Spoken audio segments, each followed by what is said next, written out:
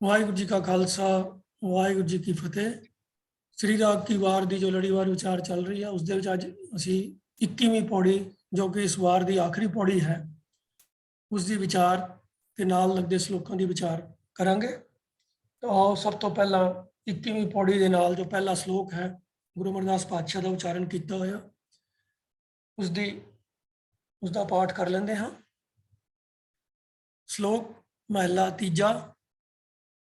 जियो पिंड सब तिसका सबसे दे आधार, नानक गुरमुख सेवी है सदा सदा दातार। हों बलिहारी तिन को जिन ध्याया हर निरंकार, उन्हों के मुख सद उजले उन्होंने सब जगत करे नमस्कार।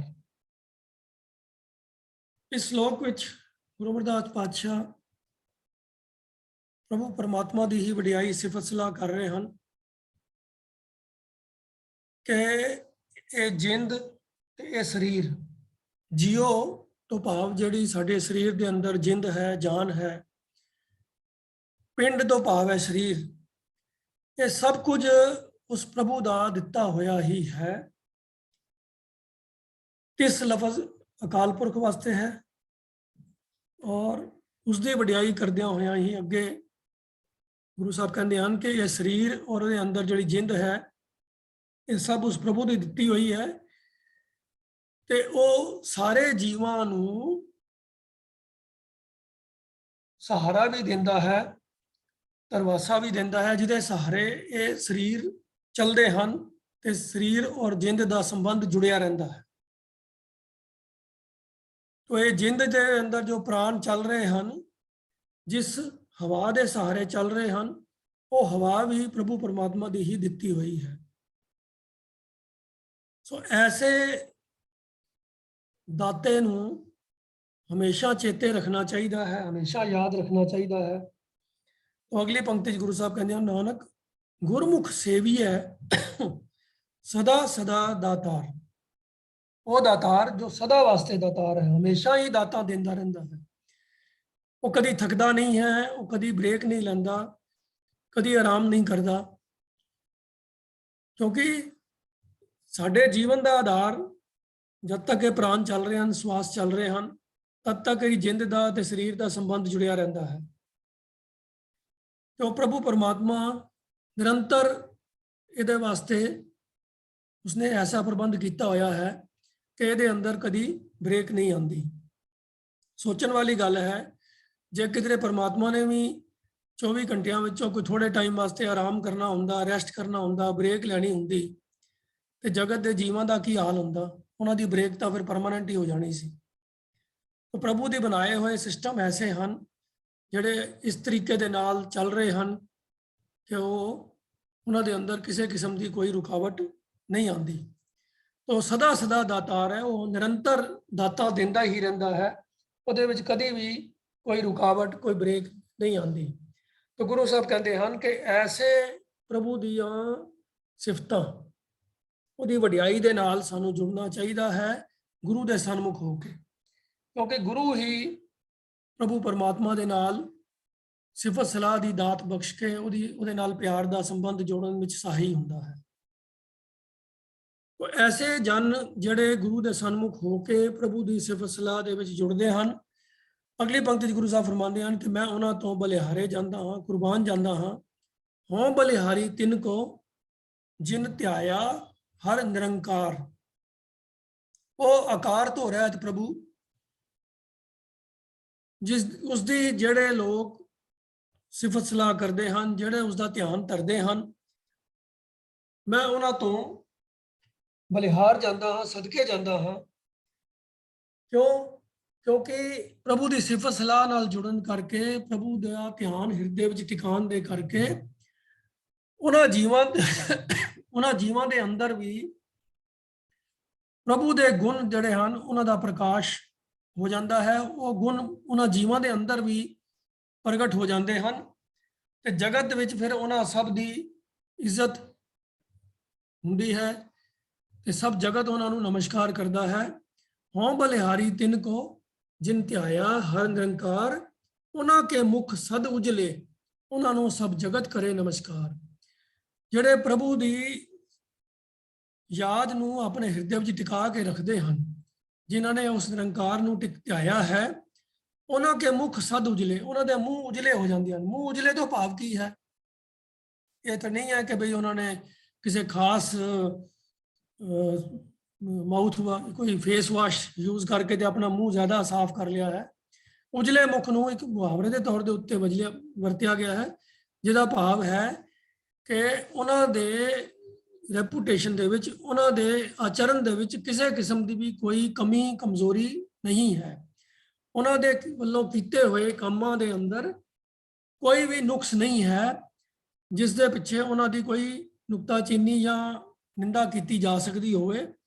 ਤੋ ਜਿਨ੍ਹਾਂ ਦੇ ਸਾਰੇ ਕੰਮ ਹੀ ਪ੍ਰਭੂ ਦੇ ਹੁਕਮ ਦੇ ਅਧੀਨ, ਉਹਦੀ ਰਜ਼ਾ ਦੇ ਅਨੁਕੂਲ ਹੁੰਦੇ ਹਨ, ਉਹਨਾਂ ਦੇ ਮੁਖ ਉਜਲੇ ਹਨ, ਕਿਉਂਕਿ ਉਹਨਾਂ ਦੇ ਆਚਰਣ ਦੇ ਵਿੱਚ ਕਿਸੇ ਕਿਸਮ ਦੀ ਕੋਈ ਕਮੀ, ਕੋਈ ਕਮਜ਼ੋਰੀ ਨਹੀਂ ਹੁੰਦੀ। तो ऐसे उच्चे आचरण वाले, ऐसे प्रभु दे प्यारिਆਂ ਨੂੰ सब जगत करे नमस्कार। सारे जगत ਦੇ इंसान भी फिर इस गल ਨੂੰ तस्लीम करते हैं, स्वीकार करते हैं कि ये बड़े उच्चे आचरण वाले, उच्चे जीवन वाले लोग हैं, ये प्रभु की भगती ਦੇ ਵਿੱਚ जुड़े हुए हैं। तो इस करके इस जगत के लोग भी इन्हां सब ਨੂੰ प्रभु ਦੇ भगत, प्रभु ਦੇ संत जन मन के सब उन्होंने नमस्कार करते हैं, उन्होंने अगे सीस झुकाते हैं।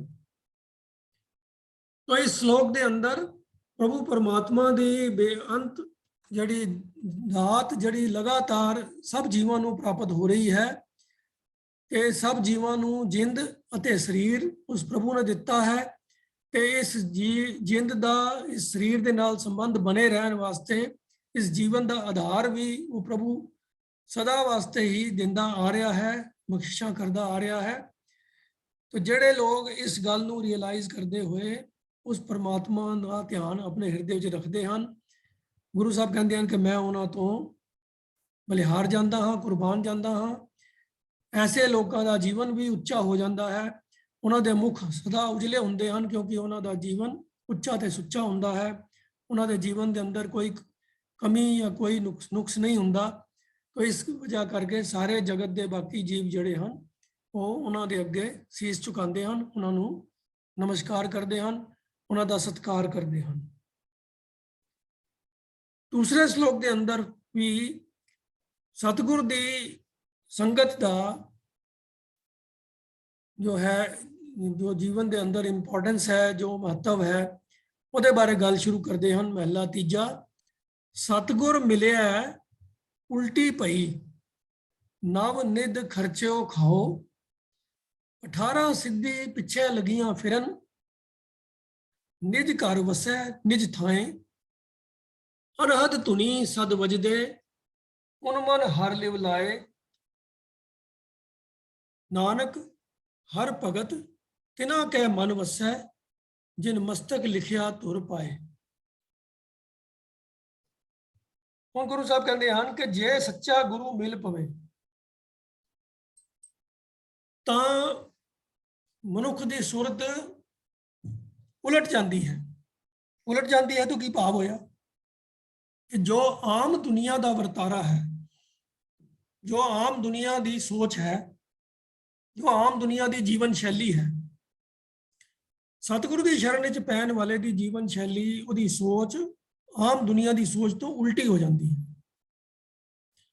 आम दुनियादार माया के मगर मगर फिरते हैं, माया के रसां को भोगन वास्ते, माया के रसां दे विच स्वाद लैन वास्ते ही अपने जीवन का सारा समा खर्च करते हैं। जीवन का जो असल मनोरथ है प्रभु परमात्मा के नाल अभेद होना, उहदे गुनाह दे नाल सांझ पानी, उस गल नूं आम दुनियादार लोकी भुल्ले हुंदे हैं, उस वालों अवेसले होंगे हैं। पर सतगुरु की शरण च पैन वाला इंसान इन्हां सारियां चीज़ों तो उलट चाल चलता है। सतगुरु की शरण च पैन वाला इंसान माया दे मगर मगर नहीं फिरदा, बल्कि प्रभु की याद नूं हिरदे विच वसांदा है। उहदी सुरत हमेशा ही प्रभु के गुनाह दे नाल जुड़ी रहिंदी है, प्रभु की वडियाइयां दे नाल जुड़ी रहिंदी है। ਮਾਇਆ ਦੇ ਰਸ ਉਸ ਨੂੰ ਫਿੱਕੇ ਲੱਗਦੇ ਹਨ ਤੇ ਪ੍ਰਭੂ ਦੇ ਪਿਆਰ ਦਾ, ਪ੍ਰਭੂ ਦੇ ਨਾਮ ਦਾ ਰਸ ਉਸ ਨੂੰ ਸਭ ਰਸਾਂ ਤੋਂ ਮਿੱਠਾ ਲੱਗਦਾ ਹੈ। ਗੁਰਬਾਣੀ 'ਚ ਇੱਕ ਪੰਕਤੀ ਇਸ ਗੱਲ ਨੂੰ ਇਸ ਤਰ੍ਹਾਂ ਬਿਆਨ ਕਰਦੀ ਹੈ ਕਿ ਅਵਰ ਸਾਧ ਚਖ ਸਗਲੇ ਦੇਖੇ, ਮਨ ਹਰ ਰਸ ਸਭ ਤੇ ਮਿੱਠਾ ਜੀਉ। ਪਰ ਇਹ ਸਭ ਤੇ ਮਿੱਠਾ ਵਾਲਾ ਹਰੀ ਰਸ ਉਹਨਾਂ ਨੂੰ ਹੀ ਪ੍ਰਾਪਤ ਹੁੰਦਾ ਹੈ ਜਿਹੜੇ ਸਤਿਗੁਰੂ ਦੀ ਸ਼ਰਨ ਵਿੱਚ ਪੈ ਕੇ ਸਤਿਗੁਰੂ ਦੀ ਦਿੱਤੀ ਹੋਈ ਸਿੱਖਿਆ ਨੂੰ ਅਪਣਾ ਲੈਂਦੇ ਹਨ। ਨਹੀਂ ਤਾਂ ਆਮ ਦੁਨੀਆ ਨੂੰ ਤੇ ਮਾਇਆ ਦੇ ਰਸ ਬਹੁਤ ਮਿੱਠੇ ਲੱਗਦੇ ਹਨ। ਸੋ ਇਸ ਕਰਕੇ ਜਿਹੜੇ ਸਤਿਗੁਰੂ ਦੀ ਸ਼ਰਨ ਵਿੱਚ ਪੈਂਦੇ ਹਨ, ਉਹਨਾਂ ਦੀ ਸੋਚ, ਉਹਨਾਂ ਦੀ ਸੁਰਤ ਮਾਇਆ ਵੱਲੋਂ ਹਟ ਜਾਂਦੀ ਹੈ, ਜੋ ਕਿ ਆਮ ਦੁਨੀਆ ਦੀ ਸੋਚ ਨਾਲੋਂ ਉਲਟਾ ਕੰਮ ਹੈ। ਗੁਰਬਾਣੀ ਵਿੱਚ ਇੱਕ ਹੋਰ ਪੰਕਤੀ ਵੀ ਇਸ ਅਵਸਥਾ ਨੂੰ ਇਸ ਤਰ੍ਹਾਂ ਬਿਆਨ ਕਰਦੀ ਹੈ ਕਿ ਭਗਤਾਂ ਤੇ ਸੰਸਾਰੀਆਂ ਜੋੜ ਕਦੇ ਨਾ ਆਇਆ। ਕਾਰਨ ਇਹ ਹੈ ਕਿ ਉਹਨਾਂ ਦੀ ਸੋਚ ਹੀ ਨਹੀਂ ਮਿਲਦੀ। ਸੰਸਾਰੀਆਂ ਦੀ ਸੋਚ ਹੈ ਕਿ ਵੱਧ ਤੋਂ ਵੱਧ ਮਾਇਆ ਇਕੱਠੀ ਕਰੋ, ਵੱਧ ਤੋਂ ਵੱਧ ਮਾਇਆ ਦੇ ਸਵਾਦ ਮਾਣੋ, ਇਹੀ ਜੀਵਨ ਦਾ ਮਕਸਦ ਹੈ। ਖਾਓ ਪੀਓ ਮौज ਕਰੋ, ਇਹੀ ਇਹਨਾਂ ਦਾ ਬਹੁਤ ਜਿਹੜਾ ਦੁਨੀਆਦਾਰ ਲੋਕਾਂ ਦਾ ਇਹੀ ਮੋਟੋ ਹੁੰਦਾ ਹੈ। ਪਰ ਗੁਰੂ ਦੀ ਸ਼ਰਨ ਵਿੱਚ ਪੈ ਕੇ ਜਿਹੜੇ ਪ੍ਰਭੂ ਦੇ ਭਗਤ ਬਣ ਜਾਂਦੇ ਹਨ, ਉਹਨਾਂ ਦੀ ਸੋਚ ਇਸ ਤੋਂ ਬਿਲਕੁਲ ਉਲਟ ਹੋ ਜਾਂਦੀ ਹੈ। ਉਹ ਮਾਇਆ ਨੂੰ ਕੇਵਲ ਜੀਵਨ ਦਾ ਗੁਜ਼ਰਾਨ ਮਾਤਰ ਸਮਝਦੇ ਹਨ। ਸਿਰਫ ਜੀਵਨ ਚਲਾਉਣ ਦੀ ਖਾਤਰ ਲੋੜ ਮੁਤਾਬਕ ਮਾਇਆ ਦਾ ਇਸਤੇਮਾਲ ਕਰਦੇ ਹਨ। ਉਹਦੇ ਮਗਰ ਦੌੜਦੇ ਨਹੀਂ ਹਨ, ਜ਼ਿਆਦਾ ਇਕੱਠੀ ਕਰਨ ਦੇ ਵਿੱਚ ਭਰੋਸਾ ਨਹੀਂ ਰੱਖਦੇ।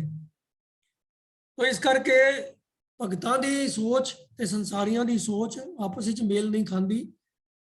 ਤੇ ਇਸੇ ਕਰਕੇ ਗੁਰੂ ਪਾਤਸ਼ਾਹ ਨੇ ਉਚਾਰਨ ਕੀਤਾ ਹੈ ਕਿ ਭਗਤਾਂ ਤੇ ਸੰਸਾਰੀਆਂ ਜੋੜ ਕਦੇ ਨਾ ਆਇਆ। ਇਸੇ ਹੀ ਗੱਲ ਨੂੰ ਇਸ ਤਰ੍ਹਾਂ ਗੁਰੂ ਅਮਰਦਾਸ ਪਾਤਸ਼ਾਹ ਨੇ ਬਿਆਨ ਕੀਤਾ ਹੈ ਕਿ ਸਤਿਗੁਰ ਮਿਲਿਆ ਉਲਟੀ ਪਈ। ਸਤਿਗੁਰ ਦੀ ਸ਼ਰਨ ਵਿੱਚ ਪੈਣ ਵਾਲਿਆਂ ਦੀ ਸੁਰਤ ਉਲਟ ਜਾਂਦੀ ਹੈ ਸੰਸਾਰੀਆਂ ਦੇ ਮੁਕਾਬਲੇ ਤੇ। ਸੰਸਾਰੀਆਂ ਦੀ ਸੋਚ ਮਾਇਆ ਦੇ ਵਿੱਚ ਖਚਤ ਰਹਿੰਦੀ ਹੈ ਤੇ ਭਗਤਾਂ ਦੀ, ਗੁਰੂ ਦੇ ਪਿਆਰਿਆਂ ਦੀ ਸੋਚ ਜਿਹੜੀ ਹੈ ਉਹ ਪ੍ਰਭੂ ਪਰਮਾਤਮਾ ਦੇ ਪਿਆਰ ਦੇ ਨਾਲ ਜੁੜ ਜਾਂਦੀ ਹੈ। ਮਾਇਆ ਦੇ ਵੱਲੋਂ ਉਹ ਜਿਹੜੇ ਹਨ ਉਹ ਨਿਰਲੇਪ ਹੋ ਜਾਂਦੇ ਹਨ। ਮਾਇਆ ਨੂੰ ਕੇਵਲ ਤੇ ਕੇਵਲ ਉਹ ਸਿਰਫ ਜੀਵਨ ਦਾ ਗੁਜ਼ਰਾਨ ਮਾਤਰ ਸਮਝਦੇ ਹਨ। ਐਸੀ ਹੀ ਅਵਸਥਾ ਦੇ ਮਾਲਕ ਜਿਨ੍ਹਾਂ ਬਾਰੇ ਗੁਰੂ ਅਮਰਦਾਸ ਪਾਤਸ਼ਾਹ ਨੇ ਆਨੰਦ ਬਾਣੀ ਦੇ ਅੰਦਰ ਵੀ ਜੋ ਫਰਮਾਨ ਕੀਤਾ ਹੈ, ਵੀਰ ਜੀ ਨੇ ਹੁਣੇ ਚੈਟ ਦੇ ਅੰਦਰ ਉਹ ਲਿਖ ਕੇ ਦਿੱਤਾ ਹੈ ਕਿ ਭਗਤਾਂ ਕੀ ਚਾਲ ਨਿਰਾਲੀ, ਚਾਲਾਂ ਨਿਰਾਲੀ ਭਗਤਾਂ ਕਰੀ, ਬਿਖਮ ਮਾਰਗ ਚਲਣਾ, ਲਬ ਲੋਭ ਅਹੰਕਾਰ ਤਜ ਤ੍ਰਿਸ਼ਨਾ, ਬਹੁਤ ਨਹੀਂ ਬੋਲਣਾ। ਔਰ ਇਹ ਜਿਹੜੀ ਗੱਲਾਂ ਬਿਆਨ ਕੀਤੀਆਂ ਗਈਆਂ ਨੇ ਭਗਤਾਂ ਦੇ ਬਾਰੇ ਵਿੱਚ ਕਿ ਉਹ ਲਬ ਲੋਭ ਅਹੰਕਾਰ ਤਜ ਤ੍ਰਿਸ਼ਨਾ, ਇਹਨਾਂ ਸਭ ਚੀਜ਼ਾਂ ਨੂੰ ਉਹ ਤਿਆਗ ਦਿੰਦੇ ਹਨ ਜਿਸ ਚੀਜ਼ ਨੂੰ ਸੰਸਾਰੀ ਲੋਕ ਪਕੜ ਕੇ ਰੱਖਦੇ ਹਨ। ਤੇ ਭਗਤ ਲੋਕ ਜਿਹੜੇ ਹਨ ਇਸ ਅਵਸਥਾ ਦਾ ਕੋਈ ਬਹੁਤਾ ਬੋਲ ਕੇ ਵਿਖਾਵਾ ਵੀ ਨਹੀਂ ਕਰਦੇ ਕਿ ਭਈ ਸਾਡੀ ਕੋਈ ਅਵਸਥਾ ਤੁਹਾਡੇ ਤੋਂ ਵੱਖਰੀ ਹੈ। ਉਹ ਆਪਣੇ ਅੰਦਰ ਹੀ ਸਹਿਜ ਵਿੱਚ ਅਡੋਲਤਾ ਦੇ ਵਿੱਚ ਟਿਕੇ ਰਹਿੰਦੇ ਹਨ। ਤੇ ਦੁਨੀਆਦਾਰਾਂ ਦਾ ਕੀ ਹੁੰਦਾ ਹੈ ਕਿ ਉਹ ਭਾਵੇਂ ਛੋਟੀ ਮੋਟੀ ਵੀ ਕੋਈ ਉਪਲਬਧੀ ਹਾਸਲ ਕਰ ਲੈਣ, ਭਾਵੇਂ ਥੋੜੀ ਜਿਹੀ ਮਾਇਆ ਹੀ ਇਕੱਠੀ ਕਰ ਲੈਣ, ਉਹ ਉਸ ਦਾ ਵੀ ਬਖਾਨ ਕਰਦੇ, ਦੂਜਿਆਂ ਦੇ ਅੱਗੇ ਦਿਖਾਵਾ ਕਰਦੇ ਥੱਕਦੇ ਨਹੀਂ ਹਨ। ਤੋ ਹਰ ਤਰੀਕੇ ਦੇ ਨਾਲ ਭਗਤਾਂ ਦੀ ਤੇ ਸੰਸਾਰੀਆਂ ਦੀ ਚਾਲ ਇੱਕ ਦੂਜੇ ਤੋਂ ਉਲਟ ਹੁੰਦੀ ਹੈ। ਉਸੇ ਅਵਸਥਾ ਨੂੰ ਗੁਰੂ ਸਾਹਿਬ ਇੱਥੇ ਬਿਆਨ ਕਰ ਰਹੇ ਹਨ। ਸਤਿਗੁਰ ਮਿਲਿਆ ਉਲਟੀ ਪਈ, ਨਵ ਨਿਧ ਖਰਚਿਓ ਖਾਓ। ਨਵ ਨਿਧ ਪੁਰਾਤਨ ਲਿਟਰੇਚਰ ਦੇ ਅੰਦਰ 9 ਤਰ੍ਹਾਂ ਦੇ ਖਜ਼ਾਨਿਆਂ ਦਾ ਜ਼ਿਕਰ ਮਿਲਦਾ ਹੈ, ਜਿਨ੍ਹਾਂ ਨੂੰ 9 ਨਿਧੀਆਂ ਕਿਹਾ ਜਾਂਦਾ ਹੈ। ਔਰ ਉਹਨਾਂ ਦੇ ਲਿਟਰੇਚਰ ਦੇ ਵਿੱਚ ਇਸ ਗੱਲ ਦਾ ਵਰਣਨ ਵੀ ਹੈ ਕਿ ਧਨ ਦਾ ਦੇਵਤਾ ਕੁਬੇਰ ਹੈ ਕਿ ਕੁਬੇਰ ਦੇ ਕੋਲ ਜਿਹੜਾ ਹੈ ਉਹਦੇ ਜਿਸ ਤਰ੍ਹਾਂ ਦੇ ਖਜ਼ਾਨੇ ਹਨ, ਉਹਨਾਂ ਦੀ ਉਹ 9 ਤਰ੍ਹਾਂ ਦੇ ਖਜ਼ਾਨਿਆਂ ਦੀ ਗਿਣਤੀ ਵੀ ਦਿੱਤੀ ਗਈ ਹੈ। ਤੇ ਜਿਨ੍ਹਾਂ ਦਾ ਵਰਣਨ ਵੀ ਆਉਂਦਾ ਹੈ ਕਿ ਮਹਾਪਦਮ, ਪਦਮ, ਸ਼ੰਖ, ਮਕਰ, ਕਛਪ, ਮੁਕੁੰਦ, ਕੁੰਦ, ਨੀਲ ਤੇ ਖਰਵ, ਇਹ ਇਸ ਤਰੀਕੇ ਦੇ ਉਹਦੇ ਖਜ਼ਾਨਿਆਂ ਦੇ ਕੋਈ ਟਾਈਟਲ ਵੀ ਹਨ। ਤੋ ਇਹ ਉਹਨਾਂ ਦਾ ਇਤਿਹਾਸਕ ਲਿਟਰੇਚਰ ਹੈ ਜਿਹਦੇ ਵਿੱਚ 9 ਨਿਧੀਆਂ ਦੀ ਗੱਲ ਕੀਤੀ ਜਾਂਦੀ ਹੈ। ਪਰ ਇਹ ਬੜੀ ਪ੍ਰਚਲਿਤ ਚੀਜ਼ ਹੈ ਤੇ ਜੇ ਆਮ ਤੌਰ ਦੇ ਉੱਤੇ ਜਿਹੜਾ ਬਹੁਤ ਜ਼ਿਆਦਾ ਪ੍ਰਤਿਭਾਵਾਨ, ਬਹੁਤ ਜ਼ਿਆਦਾ ਅਮੀਰ, ਵੱਡਾ ਬਾਦਸ਼ਾਹ ਹੋਵੇ ਤਾਂ ਉਹਦੇ ਬਾਰੇ ਰੈਫਰੈਂਸ ਕਰਦੇ ਹੋਏ ਆਮ ਤੌਰ ਤੇ ਇਹ ਫਰੇਜ਼ ਵਰਤੇ ਜਾਂਦੇ ਹਨ ਕਿ ਉਹਦੇ ਕੋਲ ਤਾਂ 9 ਨਿਧੀਆਂ 9 ਖਜ਼ਾਨੇ ਦਾ ਭਰਪੂਰ ਨੇ ਉਹਦੇ। ਤੇ ਜਿਹੜੇ ਬਹੁਤੇ ਤਪ ਯੋਗ ਸਾਧਨਾ ਆਦਿ ਕਰਕੇ ਕੁਝ ਇੱਕ ਤਾਕਤਾਂ ਹਾਸਲ ਕਰ ਲੈਂਦੇ ਹਨ, ਉਹਨਾਂ ਨੂੰ ਸਿੱਧੀ ਕਿਹਾ ਜਾਂਦਾ ਹੈ ਤੇ ਉਹਨਾਂ ਦੀ ਗਿਣਤੀ 18 ਗਿਣੀ ਜਾਂਦੀ ਹੈ। तो 18 ਸਿੱਧੀਆਂ ਦੀ ਵੀ ਗੱਲ ਉਹਨਾਂ ਦੇ ਲਿਟਰੇਚਰ ਦੇ ਵਿੱਚ ਮਿਲਦੀ ਹੈ। तो गुरु साहब ने इस श्लोक के अंदर दोनों ही चीज़ों का जिक्र कर दिता है कि सतगुर मिलिया उल्टी पही नव निध खर्चो खाओ, कि ਜਿਹੜੇ ਗੁਰੂ ਦੇ ਸ਼ਰਨ ਵਿੱਚ ਆ ਜਾਂਦੇ ਹਨ ਉਹਨਾਂ ਦੇ ਅੰਦਰ ਇਤਨਾ ਸਬਰ ਸੰਤੋਖ ਆ ਜਾਂਦਾ ਹੈ ਕਿ ਉਹਨਾਂ ਦੇ ਕਦੀ ਕਿਸੇ ਚੀਜ਼ ਦੀ ਕਮੀ ਮਹਿਸੂਸ ਹੀ ਨਹੀਂ ਹੁੰਦੀ। ਦੁਨੀਆ ਦੇ ਵੱਡੇ ਤੋਂ ਵੱਡੇ ਅਮੀਰ ਆਦਮੀ ਵੀ ਜਿਹੜੇ ਹਨ ਉਹਨਾਂ ਨੂੰ ਵੀ ਕਦੀ ਨਾ ਕਦੀ ਇਹ ਅਹਿਸਾਸ ਹੋ ਜਾਂਦਾ ਹੈ ਕਿ ਜੋ ਕੁਝ ਮੈਂ ਹਾਸਲ ਕਰਨਾ ਚਾਹੁੰਦਾ ਹਾਂ शायद मेरे को अजे उन्ना धन नहीं है कि मैं सारा कुछ ही खरीद सका। उन्होंने भी कभी कमी महसूस हो जाती है। पर जो सबर संतोख वाला इंसान है, असल राजा वही होंदा है, राजा वो जो रजिया हो। तो सबर संतोख वाला इंसान जो रजिया होंदा है, वो जो रजिया बंदा है उन्होंने कभी किसी चीज़ की कमी महसूस ही नहीं होती। तो वो ऐसी अवस्था हो जाती है मानो वो कोल तो 9 खजाने ही हैं ਜਿਹੜੇ ਉਹ ਖਰਚਦਾ ਤੇ ਖਾਂਦਾ ਹੈ ਜਿਹਦੀ ਉਹਨੂੰ ਕਦੀ ਤੋਟ ਹੀ ਨਹੀਂ ਆਉਂਦੀ। ਧਨ ਪਦਾਰਥ ਵਾਲੇ ਬੰਦੇ ਉਹਨੂੰ ਫਿਰ ਵੀ ਕਿਸੇ ਵੇਲੇ ਧਨ ਦੀ ਤੋਟ ਆ ਸਕਦੀ ਹੈ ਕਿ ਜਿੰਨਾ ਉਹ ਧਨ ਖਰਚਣਾ ਚਾਹੁੰਦਾ ਹੈ ਉਹਨਾਂ ਸ਼ਾਇਦ ਉਹਦੇ ਕੋਲ ਨਾ ਮੌਜੂਦ ਹੋਵੇ। ਪਰ ਜਿਹੜਾ ਸਬਰ ਵਿੱਚ ਹੈ, ਸੰਤੋਖ ਵਿੱਚ ਹੈ, ਜਿਹਦੀਆਂ ਲੋੜਾਂ ਹੀ ਬਹੁਤ ਘੱਟ ਹਨ ਤਾਂ ਉਹਨੂੰ ਕਦੀ ਕਮੀ ਆਣੀ ਹੀ ਨਹੀਂ ਹੈ ਕਿਉਂਕਿ ਉਹਨੂੰ ਜ਼ਰੂਰਤ ਹੀ ਨਹੀਂ ਪੈਣੀ। ਤਾਂ ਜਿੰਨਾ ਵੀ ਉਹਦੇ ਕੋਲ ਹੈ ਉਹਨਾਂ ਵੀ ਉਹ ਸਰਪਲਸ ਹੀ ਹੈ। ਤਾਂ ਇਸ ਲਈ ਉਸ चीज़ ਨੂੰ गुरु साहब इस तरह बयान करते हैं कि नवनिध खर्चो खाओ, मानो जगत की सारी ही माया उन्होंने कंट्रोल दे विच है कि जिन्नियां उन्होंने जरूरतां ने वो सारियां ही पूरियां हो जांदियां ने क्योंकि वो जरूरतां पूरियां करते हैं। वो स्वादां दे मगर, वो तृष्णा दे मगर, वो अपनी कामनावां पूरियां करन दे मगर नहीं जाते। तो इसे करके प्रभु दे रज़ा दे विच राजी रहन वाले, प्रभु दे हुक्म दे विच तुरन वाले बंदे नूं इउं लगदा है कि 18 सिद्धि पिछे लगियां फिरन निज घर वसै निज थाए। मानो 18 ही सिद्धियां पाप शक्तियां उन्होंने मगर मगर तुरियां फिरदियां ने कि भाई तुसी हुक्म तो करो, जो तुसी चाहते हो वो कुछ हो जाएगा। ते पर वो हमेशा अपने निज घर विच अपने हिरदे दे विच अडोलता की अवस्था दे विच, सहज की अवस्था दे विच टिके रहंदे हन। वो कभी भी किसी चीज़ की तृष्णा वास्ते, किसी खास शक्ति के वास्ते दौड़ भज नहीं करते, मन के अंदर की इच्छा नहीं करते कि मैनू यह मिल जाए या वो मिल जाए, किसी भी चीज़ वास्ते कामना नहीं करते।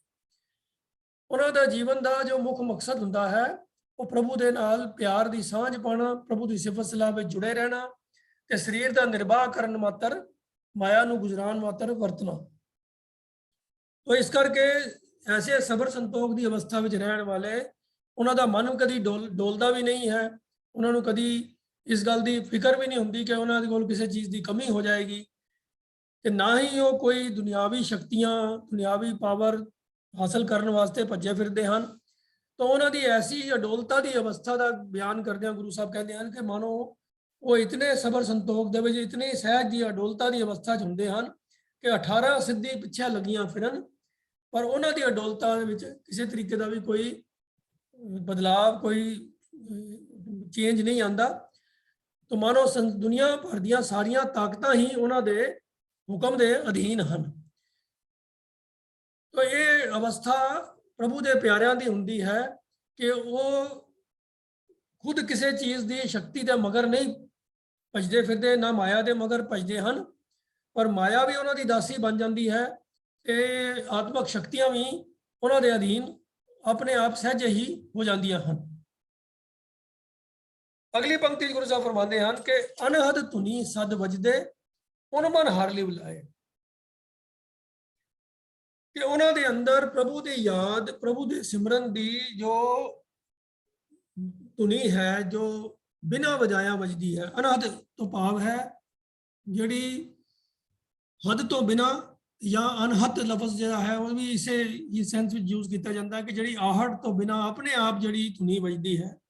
ये धुनी कोई फिजिकल साउंड नहीं है जी असी कन्ना दे नाल सुननी होंदी है, पर एक डिस्क्रिप्शन है उस अवस्था की जदों प्रभु का भगत प्रभु की याद दे विच जुड़िया हुंदा है ਤੇ ਉਹਨੂੰ ਦੁਨਿਆਵੀ ਕੋਈ ਡਿਸਟਰਬੈਂਸ, ਕੋਈ ਸ਼ੋਰ, ਕੋਈ ਹੋਰ ਡਿਸਟਰੈਕਸ਼ਨ ਉਹਨੂੰ ਡੁਲਾਉਂਦੀ ਨਹੀਂ ਹੈ। ਉਹ ਆਪਣੇ ਪ੍ਰਭੂ ਦੀ ਯਾਦ ਦੇ ਅੰਦਰ ਉਹਦੀ ਸੁਰਤ ਜਿਹੜੀ ਜੁੜੀ ਰਹਿੰਦੀ ਹੈ, ਤਾਂ ਉਹ ਇੱਕ ਰਸ ਪ੍ਰਭੂ ਦੇ ਪਿਆਰ ਵਿੱਚ ਜੁੜਿਆ ਹੁੰਦਾ ਹੈ। ਤਾਂ ਉਹਦੀ ਅਵਸਥਾ ਨੂੰ ਇਸ ਤਰੀਕੇ ਨਾਲ ਬਿਆਨ ਕੀਤਾ ਜਾਂਦਾ ਹੈ ਕਿ ਮਾਨੋ ਉਹਨਾਂ ਦੇ ਅੰਦਰ ਇੱਕ ਐਸਾ ਅਨਹਦ ਨਾਦ, ਐਸੀ ਅਨਹਦ ਧੁਨੀ ਵੱਜ ਰਹੀ ਹੈ ਕਿ ਜਿਹਦੇ ਰਸ ਵਿੱਚ ਮਸਤ ਹੋਏ ਹੋਏ ਉਹ ਦੁਨੀਆ ਦੀਆਂ ਸਾਰੀਆਂ ਡਿਸਟਰੈਕਸ਼ਨਸ ਤੋਂ ਬੇਖਬਰ ਰਹਿੰਦੇ ਹਨ, ਉਹਨਾਂ ਦੇ ਨਾਲ ਵਿਚਲਿਤ ਨਹੀਂ ਹੁੰਦੇ। ਉਹਨਾਂ ਨੂੰ ਕੋਈ ਵੀ ਆਪਣੀ ਉਸ ਪ੍ਰਭੂ ਪਿਆਰੇ ਦੀ ਯਾਦ ਵਿੱਚੋਂ, ਉਹਦੇ ਨਾਲ ਜੁੜੀ ਹੋਈ ਸੁਰਤ ਤੋਂ ਕੋਈ ਉਹਨਾਂ ਨੂੰ ਹਟਾ ਨਹੀਂ ਸਕਦਾ।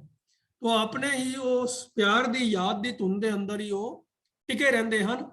तो इस अवस्था के वास्ते इउं भी उन्होंने बयान किया जाता है कि उन मन हर लिव लाए, कि उन्होंने मन के अंदर एक रस लगातार वो प्रभु के प्यार की सुरत नाल, प्रभु के प्यार के उन्होंने सुरत जी है, उन्होंने लिव जी है लगी रही है, उन्होंने ध्यान हमेशा प्रभु के नाल ही जुड़िया रहिंदा है।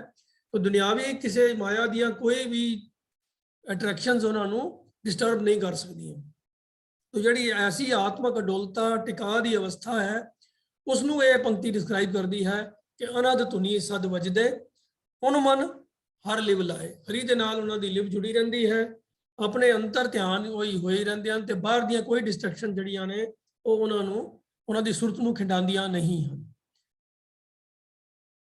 आखिरी पंक्ति श्लोक दी गुरु साहब कहंदे नानक हर भगत तिना कै मन वसै जिन मस्तक लिखिया तुर पाए। पर ऐसी अडोलता की सुरत जुड़े होने की अवस्था प्राप्त उन्होंने ही होंगी है, उन्होंने मन के अंदर ही वो परमात्मा की ऐसी प्रेमा भगती वसदी है, उन्होंने हृदय के विच ही वसदी है, जिन्हां दे मस्तक के उत्ते प्रभु के वल्लों ये भगती का लेख लिखिया हुंदा है। ये मस्तक के उत्ते लेख लिखिया कित्थे हुंदा है, ये किहड़ी लैंग्वेज लिखिया हुंदा है ते किहड़ी शाही नाल लिखिया हुंदा है, कौन इनू पढ़ सकता है। ये सब फिजिकल स्थूल चीज़ां नहीं हैं, ये भी एक ईडियम के तौर के उत्ते, मुहावरे के तौर पर फ्रेज वरत्या जाता है कि जिस इंसान के पिछले संस्कार इतने उच्चे सुच्चे होन कि उहदी सुरत हमेशा ही प्रभु प्यार के नाल जुड़ी रहे, जिहदे अंदर माया के वास्ते कोई दौड़ भज की भावना ही ना होवे, जिहदा मन बिल्कुल निर्मल हो जाए, विकारां तो उच्चा सुच्चा जिहड़ा इंसान हो जाए, उन्हां संस्कारां दा ऐसा असर होवे कि उहदे मन के अंदर केवल प्रभु भगती तो इलावा होर किसी चीज़ वास्ते कोई कामना, कोई इच्छा, कोई खिच होवे ही ना।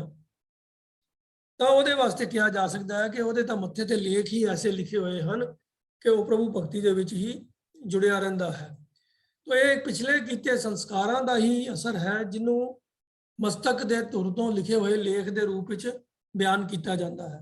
तो जिन मस्तक लिखिया धुर पाए तो भाव है कि प्रभु वालों उन्होंने उत्ते ऐसी बख्शिश हुई हुई है कि उन्होंने पिछला जीवन, पिछले संस्कार ऐसे उन्होंने नाल हैं कि जिहड़े जिन्हां दे अंदर माया के वास्ते, विकारां के वास्ते कोई कामना, कोई खिच नहीं है, और प्रभु के नाल उन्होंने प्यार का रिश्ता जुड़िया होया है।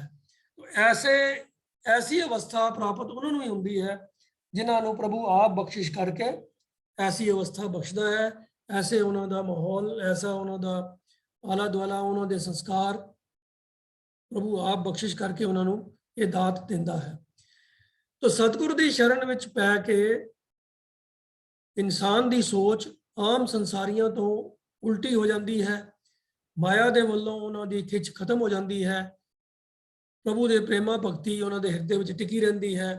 तो ऐसी अवस्था के विच वो प्रभु प्यार के जुड़े हुए माया तो निर्लेप हो जाते हैं, तो फिर सबर संतोख रहिंदिया होया ते प्रभु प्यार में जुड़े होया इउं महसूस करते हैं कि मानो दुनिया के सारे खजाने, दुनिया दी सारियां ताकतां उन्होंने अधीन हैं, उन्होंने सेवा वास्ते हाजिर हैं। वो ऐसी अवस्था के विच अडोल ही अपने हृदय के अंदर ही अडोलता में टिके रहते हैं। उन्होंने अवस्था नूं दुनिया की माया की कोई खिच जी है डुला नहीं सकती। उन्होंने अंदर मानो एक रस ऐसी प्रभु प्यार की धुनी वजदी रहती है, जिस अवस्था विचों कभी भी बाहर नहीं आते। पर यह अवस्था प्राप्त होंगी प्रभु की बख्शिश सदका है, प्रभु के वल्लों उन्होंने वास्ते जोड़े संस्कार जो लेख लिखे होंगे हैं, वह सदका ही उन्होंने ऐसी उच्ची आत्मक अवस्था नसीब होंगी है। ਪੌੜੀ ਦੇ ਵਿੱਚ ਹੁਣ ਗੁਰੂ ਸਾਹਿਬ ਆਪਣੇ ਆਪ ਨੂੰ ਪ੍ਰਭੂ ਦਾ ਇੱਕ ਨਿਮਾਣਾ ਜਿਹਾ ਢਾਡੀ ਤਸੱਵਰ ਕਰਕੇ ਤੇ ਬਿਆਨ ਕਰਦੇ ਹਨ ਕਿ ਮੈਂ ਤਾਂ ਪ੍ਰਭੂ ਦੇ ਗੁਣ ਗਾਉਣ ਵਾਲਾ ਇੱਕ ਨਿੱਕਾ ਜਿਹਾ ਢਾਡੀ ਹਾਂ। ਗੁਰੂ ਸਾਹਿਬ ਗੁਰੂ ਰਾਮਦਾਸ ਪਾਤਸ਼ਾਹ ਇਉਂ ਫਰਮਾਉਂਦੇ ਹਨ ਪੌੜੀ 'ਚ, ਹੋਂ ਢਾਡੀ ਹਰ ਪ੍ਰਭ ਖਸਮ ਕਾ, ਹਰ ਕੈ ਦਰ ਆਇਆ, ਹਰ ਅੰਦਰ ਸੁਣੀ ਪੁਕਾਰ, ਢਾਡੀ ਮੁਖ ਲਾਇਆ,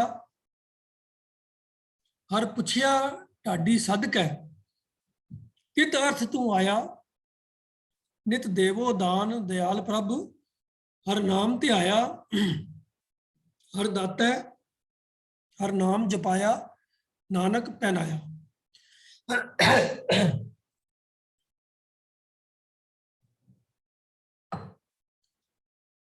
ਗੁਰੂ ਰਾਮਦਾਸ ਪਾਤਸ਼ਾਹ ਆਪਣੇ ਆਪ ਨੂੰ ਉਸ ਮਾਲਕ ਪ੍ਰਭੂ ਦਾ ਢਾਡੀ ਕਹਿ ਕੇ ਬਿਆਨ ਕਰਦੇ ਹਨ। ਢਾਡੀ ਲਫ਼ਜ਼ ਜਿਹੜਾ ਹੈ ਉਹ ਸਾਡੇ ਖਾਸ ਤੌਰ ਤੇ ਪੰਜਾਬ ਦੇ ਅੰਦਰ ਉਹਨਾਂ ਲੋਕਾਂ ਦੇ ਵਾਸਤੇ ਹੈ ਜਿਹੜੇ ਲੋਕ ਵੱਡੇ ਵੱਡੇ ਰੁਤਬੇ ਵਾਲੇ ਲੋਕਾਂ ਨੂੰ ਜਾਂ ਜਿਹੜੇ ਸਰਕਾਰੀ ਅਹੁਦਿਆਂ ਵਾਲੇ ਜਾਂ ਧਨ ਪਦਾਰਥ ਚੰਗਾ ਰੱਖਣ ਵਾਲੇ ਅਮੀਰ ਨਵਾਬ ਜ਼ਮੀਂਦਾਰ ਜਿਨ੍ਹਾਂ ਲੋਕਾਂ ਦੇ ਸਮਾਜ ਵਿੱਚ ਦੁਨਿਆਵੀ ਤੌਰ ਦੇ ਉੱਤੇ ਇੱਜ਼ਤ ਹੁੰਦੀ ਹੈ, ਉਹਨਾਂ ਦੇ ਗੁਣ ਗਾ ਕੇ ਉਹਨਾਂ ਦੀਆਂ ਸਿਫਤਾਂ ਕਰਕੇ ਉਹਨਾਂ ਪਾਸੋਂ ਦਾਨ ਦਕਸ਼ਨਾ ਦੇ ਰੂਪ ਦੇ ਵਿੱਚ ਜੋ ਰੁਪਇਆ ਪੈਸਾ ਮਿਲਦਾ ਹੈ ਉਹਦੇ ਨਾਲ ਹੀ ਆਪਣਾ ਜੀਵਨ ਨਿਰਵਾਹ ਕਰਦੇ ਹਨ। ਤੋ ਉਹ ਢੱਡ ਇੱਕ ਕਿਸਮ ਦਾ ਛੋਟਾ ਜਿਹਾ ਸਾਜ਼ ਹੁੰਦਾ ਹੈ ਜਿਹਨੂੰ ਹੱਥ 'ਚ ਹੀ ਫੜ ਕੇ ਦੋਨੋਂ ਪਾਸੇ ਉਹਦੀ ਸ਼ਕਲ ਜਿਹੜੀ ਹੈ ਉਹ ਤਕਰੀਬਨ ਮਤਲਬ ਦੋਨੋਂ ਪਾਸੇ ਚਮੜਾ ਮੜਿਆ ਹੁੰਦਾ ਹੈ, ਛੋਟਾ ਜਿਹਾ ਹੱਥ ਦੇ ਵਿੱਚ ਹੀ ਉਹ ਇਨਸਟਰੂਮੈਂਟ ਹੁੰਦਾ ਹੈ ਤੇ ਉਹਨੂੰ ਹੱਥ ਦੇ ਨਾਲ ਉਂਗਲਾਂ ਦੇ ਨਾਲ ਉਹਦੇ ਵਿੱਚੋਂ ਆਵਾਜ਼ ਕੱਢਦੇ ਹਨ ਔਰ ਉਹਦੇ ਨਾਲ ਜੋ ਰਿਦਮ ਜੋ ਤਾਲ ਵਜਾਉਂਦੇ ਹਨ ਉਸ ਤਾਲ ਦੇ ਆਧਾਰ ਦੇ ਉੱਤੇ ਹੀ ਉਹ ਕਾਵ ਰੂਪ ਵਿੱਚ ਆਪਣੇ ਜਿਹੜੇ ਲੋਕਾਂ ਦੀਆਂ ਸਿਫਤਾਂ ਕਰਦੇ ਗਾਉਂਦੇ ਹਨ, ਉਹਨਾਂ ਨੂੰ ਖੁਸ਼ ਕਰਕੇ ਉਹਨਾਂ ਪਾਸੋਂ ਬਖਸ਼ੀਸ਼ ਹਾਸਲ ਕਰਦੇ ਹਨ। ਤਾਂ ਉਹਨਾਂ ਨੂੰ ਢਾਡੀ ਕਿਹਾ ਜਾਂਦਾ ਹੈ। ਤਾਂ ਇਹ ਆਮ ਤੌਰ ਦੇ ਉੱਤੇ ਇਹਨਾਂ ਲੋਕਾਂ ਨੂੰ ਜੋ ਮਿਰਾਸੀ ਵੀ ਆਖਦੇ ਹਨ ਤੇ ਨੀਵੀਂ ਜਾਤ ਦੇ ਵੀ ਇਹਨਾਂ ਲੋਕਾਂ ਨੂੰ ਸਮਝਿਆ ਜਾਂਦਾ ਹੈ। ਸਮਾਜ ਦੇ ਵਿੱਚ ਇਹਨਾਂ ਦੀ ਵੈਸੇ ਕੋਈ ਬਹੁਤੀ ਇੱਜ਼ਤ ਨਹੀਂ ਕੀਤੀ ਜਾਂਦੀ, ਪਰ ਸਿਰਫ ਇਹਨਾਂ ਨੂੰ ਵੱਡੇ ਲੋਕ ਜਿਹੜੇ ਨੇ ਉਹ ਆਪਣੀਆਂ ਸਿਫਤਾਂ ਸੁਣ ਕੇ ਆਪਣੇ ਆਪ ਨੂੰ ਖੁਸ਼ ਕਰਦੇ ਹਨ ਤੇ ਇਹਨਾਂ ਨੂੰ ਕੁਝ ਦਾਨ ਦਕਸ਼ਨਾ ਦੇ ਕੇ ਤੇ ਨਿਵਾਜ ਦਿੰਦੇ ਹਨ। ਤੋ ਸਮਾਜ ਦੇ ਅੰਦਰ ਇਹਨਾਂ ਦਾ ਰੁਤਬਾ ਬਹੁਤ ਹੀ ਨਿਮਾਣਾ ਜਿਹਾ ਹੁੰਦਾ ਹੈ, ਕੋਈ ਬਹੁਤੀ ਇੱਜ਼ਤ ਨਹੀਂ ਇਹਨਾਂ ਦੀ ਹੁੰਦੀ। ਤੋ ਇਹ ਲੋਕ ਵੀ ਆਪਣੇ ਇਸ ਤਰ੍ਹਾਂ ਦੇ ਜਿਹੜਾ ਸਟੇਟਸ ਹੈ ਉਹਦੇ ਨਾਲ ਕੰਪਰੋਮਾਈਜ਼ ਕਰਕੇ ਉਹਦੇ ਨਾਲ ਹੀ ਸਮਝੌਤਾ ਕਰਕੇ ਆਪਣਾ ਜੀਵਨ ਇਸ ਤਰੀਕੇ ਨਾਲ ਹੀ ਬਤੀਤ ਕਰਦੇ ਰਹਿੰਦੇ ਹਨ। तो गुरु रामदास पातशाह ने गुरु नानक पातशाह ने भी इस तरह ही अपने आप को ढाडी करके बयान किया है। मेरे ख्याल माझ दी वार दे विच उन्हां दा भी इस तरह का एक फरमान आंदा है।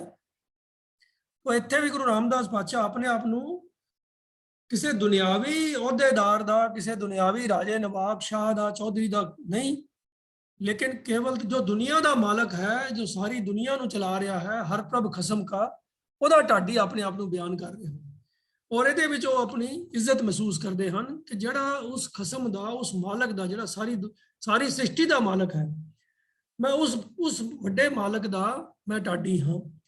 तो अपने आप को प्रभु का ढाडी बयान करके कहते हैं कि हों ढाडी मैं ढाडी हर प्रभ खसम का, खसम कहते हैं मालक नूं। तो वो प्रभु वो हरि जो सारी सृष्टि का मालक है, हर के दर आया, मैं उस हरि के दर ते उहदे दरवाजे ते आया हाँ एक मंग रखने वास्ते। कादे वास्ते? अगली पंक्ति कहते हैं हर अंदर सुनी पुकार ढाडी मुख लाया।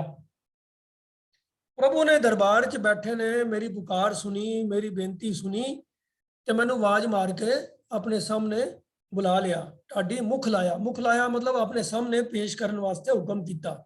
मेरी पुकार सुन के, मेरी बेनती सुन के, हर अंदर सुनी पुकार ढाडी मुख लाया। ढाडी मैं ढाडी नूं प्रभु ने अपने मुंह ला लिया। मुंह लाने तो भाव है कि अपने सामने खड़े होने की इजाजत दे दी, हुक्म कर दिता कि हाँ मेरे सामने पेश हो। फिर पेश करके हर पुछया ढाडी सदके कित अर्थ तू आया। हुण हरी ने मैनू आवाज मार के बुलाया ते आख्या भी दस तू किस काम वास्ते आया, कित अर्थ तो भाव है किस काम, अर्थ का भाव है किस मकसद वास्ते, किस परपज वास्ते, किस काम वास्ते तू आया, तेरी की मंग है। तो हुण जदों प्रभु ने पूछया कि तू किस काम वास्ते आया, की मंग है तेरी, तो हुण गुरु साहब अपने वालों फिर जवाब देंदे हन कि मैं प्रभु के अगे अपनी की मंग पेश की। नित देवो दान दयाल प्रभ हर नाम ते आया। हे दयाल प्रभु जी, संबोधन है दयाल प्रभ, हे दया दे सागर दया दे घर प्रभु जी, मेरी तुहाडे अगे बेनती है कि नित देवो दान, मैनू हमेशा हमेशा वास्ते यही दान बख्शो कि हर नाम ते आया, कि मैं हरि का नाम ते आंदा रहा, मैं आप जी के नाम के नाल जुड़िया रहा। ये दात मैनू तुसी बख्श दिओ, यही दान मैनू दिओ कि मैं कभी भी आप दे नाम तो टुटा ना, हमेशा ही आप दे नाम के ध्यान दे विच मैं जुड़िया रहा। ये दया दे घर प्रभु जी, मैनू ये दान दिओ, ये बख्शिश दिओ। तो कहते हैं कि फिर मेरी ये अरदास सुन के, मेरी ये बेनती सुन के उस दातार प्रभु ने की कीता, हर दाता हर नाम जपाया, नानक पहनाया। उस दातार हरि ने अपना नाम मेरे पासों जपाया, अपने नाम की मैनू दात बख्शिश की ते उस नाम जपन का सदका नानक पहनाया, दास नानक नू वडियाई भी बख्शी। पहनाया तो भाव होंदा है जे सिरोपे सिरोपा दिता जाना, इज्जत मान दी जानी।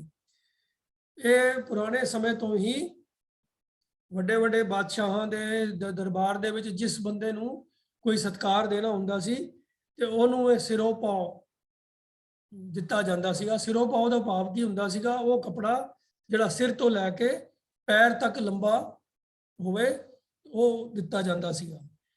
तो एक किसी खास वजह करके किसी ने कोई खास चंगा उच्चा सुच्चा काम किया होवे जिसकी बहुत अहमियत होवे ਤਾਂ ਹੀ ਇਹ ਦਿੱਤਾ ਜਾਂਦਾ ਸੀਗਾ। ਅੱਜ ਸਾਡੇ ਗੁਰਦੁਆਰਿਆਂ ਵਿੱਚ ਤਾਂ ਇਸ ਸਰੋਪੇ ਦੀ ਬਿਲਕੁਲ ਹੀ ਜਿਹੜਾ ਜਿਹਨੂੰ ਕਹਿਣਾ ਚਾਹੀਦਾ ਇਹਨਾਂ ਨੂੰ ਕਰਪਟ ਕਰਕੇ ਔਰ ਵਿਗਾੜ ਕੇ ਰੱਖ ਦਿੱਤਾ ਹੈ। ਜਣੇ ਖਣੇ ਨੂੰ ਜਿੰਨੇ ਕੋਈ ਥੋੜਾ ਬਹੁਤਾ ਰੁਪਇਆ ਪੈਸਾ ਦੇ ਦਿੱਤਾ ਉਹਨੂੰ ਸਰੋਪਾ ਦੇ ਦਿੱਤਾ, ਜਿੰਨੇ ਅਖੰਡ ਪਾਠ ਰਖਾਤਾ ਉਹਨੂੰ ਸਰੋਪਾ ਦੇ ਦਿੱਤਾ, ਜਿਹਦੇ ਬੱਚੇ ਦਾ ਜਨਮ ਦਿਨ ਹੈ ਉਹਨੇ ਅਰਦਾਸ ਕਰਾਈ ਉਹਨੂੰ ਸਰੋਪਾ ਦੇ ਦਿੱਤਾ।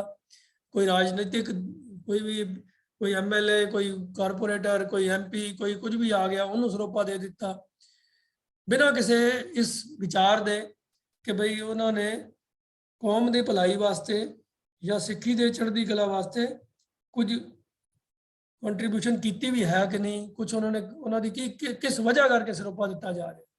तो ਅੱਜ ਦੇ ਜ਼ਮਾਨੇ ਦੇ ਅੰਦਰ ਸਰੋਪੇ ਦੀ जो दुर्गत कर दी गई है साडे मैनेजमेंटा वालों, तो वो सोचन विचारन का विषय है। पर गुरु पातशाह इत्थे प्रभु वालों बख्शिश की गल कर रहे हैं कि हर दाता हर नाम जपाया, नानक पहनाया। नानक नूं वडियाई प्रभु ने दिती, अपना नाम जपाया। उस दाते ने उन्हें अपने नाम की दात मैनू दिती ते मेरे पासों अपना नाम जपाया।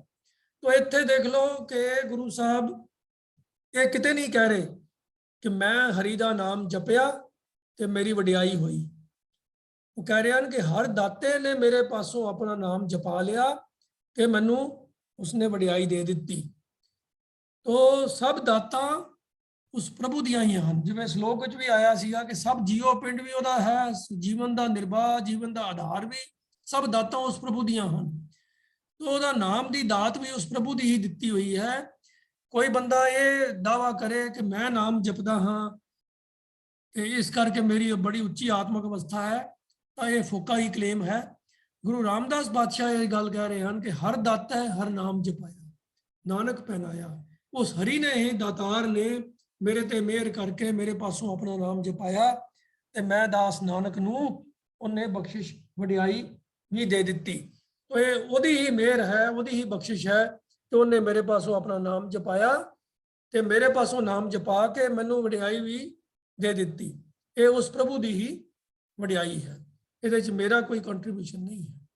तो ये निमरता अत दर्जे की हलीमी की जांच सानू गुरु साहब ने इस पौड़ी के अंदर सिखाई है।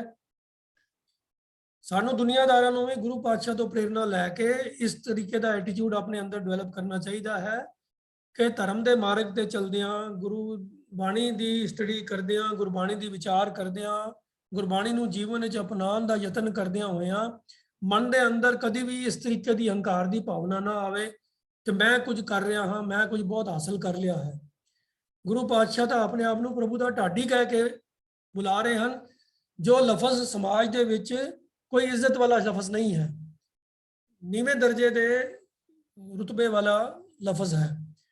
ਤੋ ਭਾਵੇਂ ਗੁਰੂ ਔਰ ਪਰਮੇਸ਼ਰ ਦੇ ਵਿੱਚ ਕੋਈ ਭਿੰਨ ਭੇਦ ਨਹੀਂ ਹੈ। ਗੁਰੂ ਰਾਮਦਾਸ ਪਾਤਸ਼ਾਹ ਗੁਰੂ ਅਕਾਲ ਪੁਰਖ ਦਾ ਹੀ ਰੂਪ ਹਨ, ਉਹਦੇ ਨਾਲ ਇੱਕਮਿਕ ਜੁੜੇ ਹੋਏ ਹਨ, ਪਰ ਉਹ ਫਿਰ ਵੀ ਆਪਣੇ ਆਪ ਨੂੰ ਪ੍ਰਭੂ ਦਾ ਮਾਲਕ ਦਾ ਢਾਡੀ ਕਹਿ ਕੇ ਬੁਲਾ ਰਹੇ ਹਨ ਤੇ ਪ੍ਰਭੂ ਦੀ ਹੀ ਵਡਿਆਈਆਂ ਕਰ ਰਹੇ ਹਨ ਕਿ ਉਹਨੇ ਮਿਹਰ ਕਰਕੇ ਮੈਨੂੰ ਆਪਣੇ ਦਰਬਾਰ ਦੇ ਵਿੱਚ ਸੱਦ ਲਿਆ, ਮੇਰੇ ਕੋਲੋਂ ਪੁੱਛ ਕੀਤੀ ਕਿ ਤੈਨੂੰ ਕੀ ਚਾਹੀਦਾ ਹੈ। ਮੇਰੀ ਬੇਨਤੀ ਸੁਣ ਕੇ ਪ੍ਰਭੂ ਨੇ ਬਖਸ਼ਿਸ਼ ਕਰਕੇ ਮੇਰੇ ਪਾਸੋਂ ਆਪਣਾ ਨਾਮ ਜਪਾਇਆ ਤੇ ਮੈਨੂੰ ਵਡਿਆਈ ਦੀ ਵੀ ਦਿੱਤੀ। ਤੋ ਇਹ ਸਾਡੇ ਵਾਸਤੇ ਵੀ ਪ੍ਰੇਰਨਾ ਦਾ ਸਰੋਤ ਹੈ ਕਿ ਅਸੀਂ ਆਪਣੇ ਆਪ ਨੂੰ ਵੀ ਇਸ ਤਰੀਕੇ ਦੇ ਹੀ ਭਾਵਨਾ ਦੇ ਅੰਦਰ ਆਪਣੇ ਆਪ ਨੂੰ ਟਿਕਾ ਕੇ ਰੱਖੀਏ ਤੇ ਕਦੀ ਵੀ ਇਸ ਗੱਲ ਦਾ ਗੁਮਾਨ ਹੰਕਾਰ ਨਾ ਕਰੀਏ ਕਿ ਅਸੀਂ ਕੋਈ ਧਰਮ ਦਾ ਉੱਚਾ ਸੁੱਚਾ ਕੰਮ ਕਰਦੇ ਹਾਂ। ਜੋ ਸਾਡੇ ਪਾਸੋਂ ਹੋ ਰਿਹਾ ਹੈ ਉਹ ਪ੍ਰਭੂ ਦੀ ਦਾਤ ਹੈ, ਪ੍ਰਭੂ ਦੀ ਮਿਹਰ ਹੈ ਕਿ ਉਹ ਸਾਡੇ ਪਾਸੋਂ ਕੁਝ ਕਰਵਾ ਰਿਹਾ ਹੈ। ਇੱਥੇ ਹੀ ਇਸ ਸ੍ਰੀ ਰਾਗ ਕੀ ਵਾਰ ਦੀ ਸਮਾਪਤੀ ਹੈ, ਜਿਹਦੇ ਅਖੀਰ ਦੇ ਉੱਤੇ ਅੰਕ ਹਨ 21 ਤੇ 1। 21 ਤੋਂ ਭਾਵ ਹੈ ਕਿ 21 ਪੌੜੀਆਂ ਤੇ 1 ਤੋਂ ਭਾਵ ਹੈ ਕਿ ਇਹ ਇੱਕ ਸੰਪੂਰਨ ਬਾਣੀ ਦੀ ਇੱਥੇ ਸਮਾਪਤੀ ਹੋਈ ਹੈ। ਇਸ ਤੋਂ ਬਾਅਦ ਇੱਕ ਲਫ਼ਜ਼ ਲਿਖਿਆ ਹੋਇਆ ਹੈ ਸੁਧ। ਇਹ ਕਾਫੀ ਜਿਹੜੀਆਂ ਕੁੱਲ 22 ਵਾਰਾਂ ਵਿੱਚੋਂ ਤਕਰੀਬਨ 15 ਕੋ ਵਾਰਾਂ ਹੈਗੀਆਂ ਜਿਨ੍ਹਾਂ ਦੇ ਪਿੱਛੇ ਸੁਧ ਜਾਂ ਸੁਧ ਕੀਚਾ ਲਫ਼ਜ਼ ਦਰਜ ਕੀਤਾ ਹੋਇਆ ਮਿਲਦਾ ਹੈ। ਹਸਤਲਿਖਤ ਬੀੜਾਂ ਦੇ ਵਿੱਚ ਬਹੁਤੀਆਂ ਬੀੜਾਂ ਦੇ ਅੰਦਰ ਇਹ ਹਾਸ਼ੀਏ ਤੋਂ ਬਾਰਡਰ ਤੋਂ ਬਾਹਰ ਲਿਖੇ ਹੁੰਦੇ ਹਨ। ਤੋ ਜਿਸ ਤੋਂ ਭਾਵ ਇਹ ਹੈ ਕਿ ਇਹ ਕੇਵਲ ਬੀੜ ਦੇ ਲਿਖਾਰੀ ਵਾਸਤੇ ਜਾਂ ਸੰਪਾਦਨਾ ਕਰਨ ਵਾਲੇ ਵਾਸਤੇ ਜੋ ਹਨ ਇਹ ਸੰਕੇਤ ਹਨ, ਇਹਨਾਂ ਦਾ ਬਾਣੀ ਦੇ ਮੂਲ ਪਾਠ ਨਾਲ ਕੋਈ ਤਲਕ ਨਹੀਂ ਹੈ।